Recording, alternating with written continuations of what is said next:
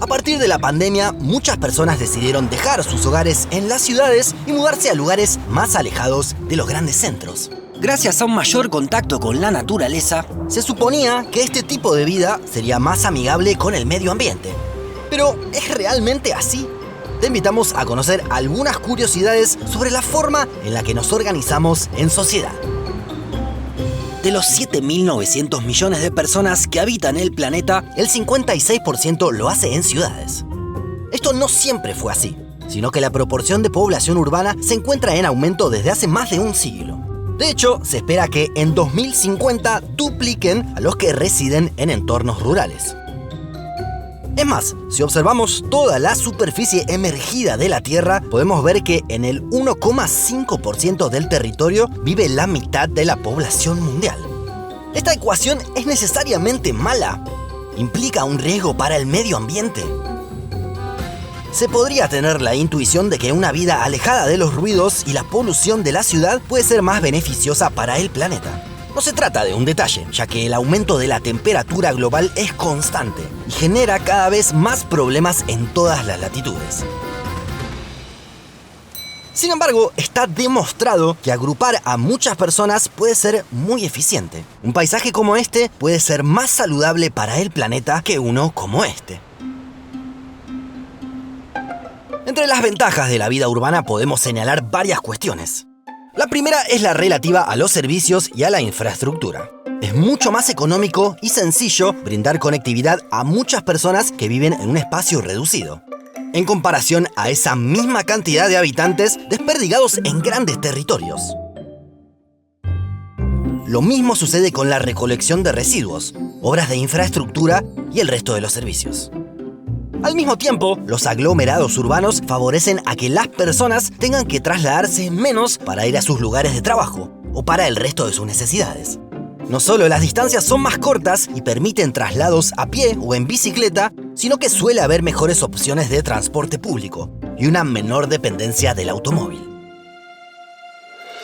La gestión del agua es otro de los temas críticos de nuestros días. Y también está comprobado que la ciudad favorece a que más personas puedan acceder a este recurso insustituible. Del mismo modo que mucha gente viva en poco territorio permite destinar el resto del suelo a otros usos. Es decir, que haya más territorio disponible para grandes espacios verdes, distintos ecosistemas o para tierras agrícolas que puedan generar alimento. Además, que las personas se agrupen genera incentivos para determinadas inversiones, gracias a la economía de escala. Por ejemplo, la creación de hospitales de alta complejidad es posible si existen potenciales pacientes para atenderse. Lo mismo sucede con las universidades. Pero entonces, ¿cuanto más grande es una ciudad, mejor? No, ya que puede haber problemas por la deseconomía de escala. Enormes megalópolis como San Pablo o la Ciudad de México sufren atascos de tránsito a diario. Esto redunda en una peor calidad de vida y en una mayor contaminación. El problema en estos casos no es la superpoblación, sino el hacinamiento y el crecimiento no planificado.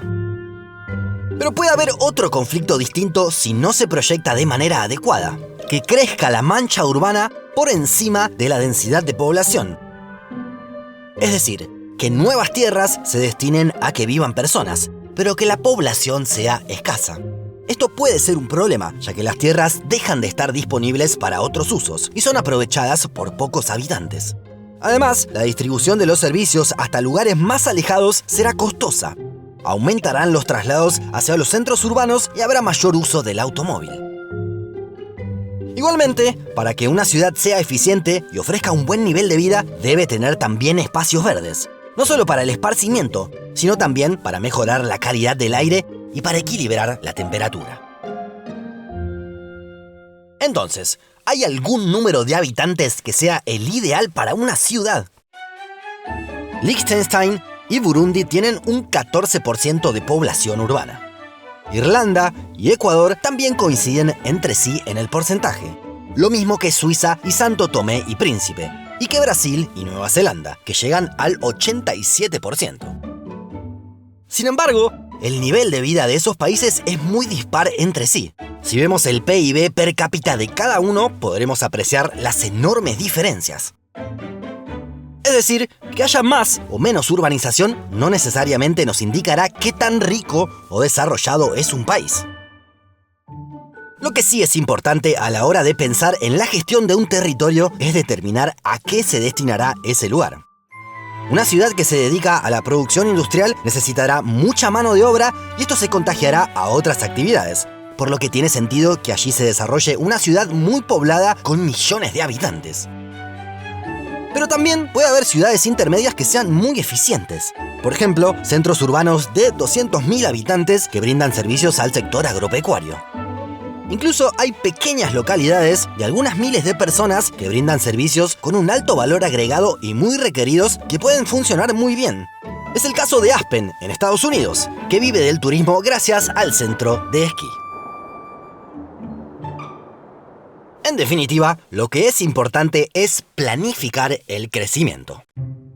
Es lo que buscó hacer China, y de hecho ese país explica buena parte del crecimiento mundial de la urbanización. Pasó del 18 al 61% en poco más de 40 años. Igualmente, esto generó consecuencias insólitas. Por ejemplo, entre 2011 y 2013, China utilizó más cemento que Estados Unidos en todo el siglo XX.